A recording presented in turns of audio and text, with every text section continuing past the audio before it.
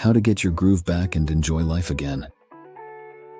In many shamanic societies, to quote Gabrielle Roth, if you came to a medicine person complaining of being disheartened, dispirited, or depressed, they would ask one of 4 questions. When did you stop dancing? When did you stop singing? When did you stop being enchanted by stories? When did you find comfort in the sweet territory of silence? Most assuredly, it goes almost without saying, a shaman would never ever ask a suffering individual these 4 questions. How's your 401k doing? Did you pay all your taxes this year? Have you accepted Jesus Christ as your Lord and Savior? Did you get the jab for that? Many freethinkers feel that not just individuals but practically the whole world is disheartened, dispirited, or depressed. Could this be because world and people have forgotten how to dance, how to sing, how to engage storytelling, how to enter into silence? We should consider every day lost on which we have not danced at least once, wrote the great German philosopher Friedrich Nietzsche. Martha Graham, the iconic choreographer who remade modern dance in her own image, saw through the surface into the deeper meaning of movement. Dance is the hidden language of the soul. There is a vitality, a life force, an energy, a quickening that is translated through you into action, she also said. And because there is only one of you in all time, this expression is unique. And if you block it, it will never exist through any other medium and will be lost.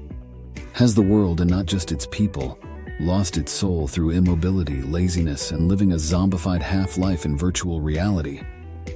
Is our own intelligence becoming more and more artificial as we literally ossify in front of our screens? If you're having trouble answering such questions, maybe you should ask Siri. For most of the population these days, the only thing that ever dances is a pair of thumbs texting. No wonder people are aging so fast on the ship of fools sailing Titanic-like through today into no tomorrow. As people's souls shrink through lack of movement, their connective tissue freezes and their bones turn brittle. This isn't metaphoric. This is the body-mind-spirit connection on full display for anyone who cares to contemplate its causes and effects in real time. Martha Graham again. All that is important is this one moment in movement. Make the moment important, vital, and worth living. Do not let it slip away unnoticed and unused.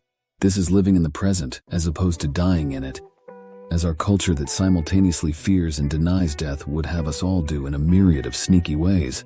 On the subject of fear, it's a cliche that public speaking is the greatest private fear. But what if this is wrong?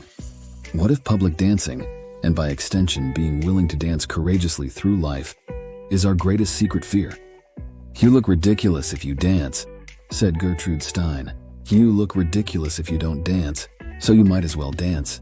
Not that I'd ever care to see Gertrude Stein dancing, but she raises an important point.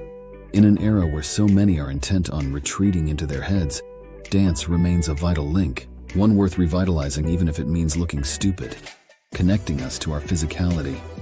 Keep in mind that the only person whose judgment matters is yourself. As for dancing, to cite Paulo Coelho, it transforms everything, demands everything, and judges no one.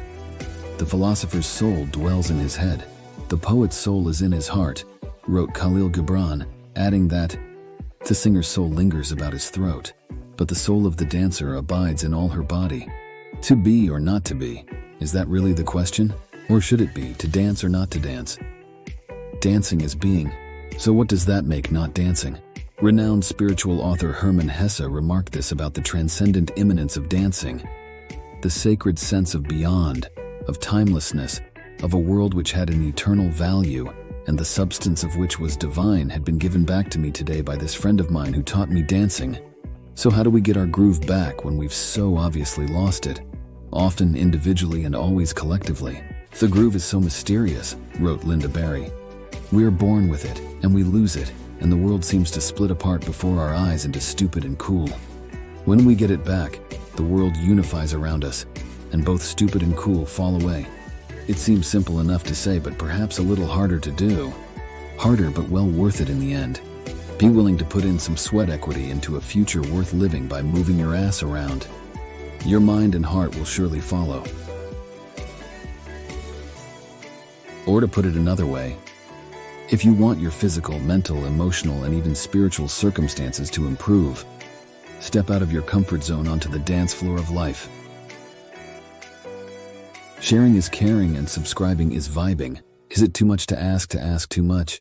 This video develops ideas from the author's controversial new book, The World Cult and You. Read or listen to it today with your free trial at solokman.substack.com.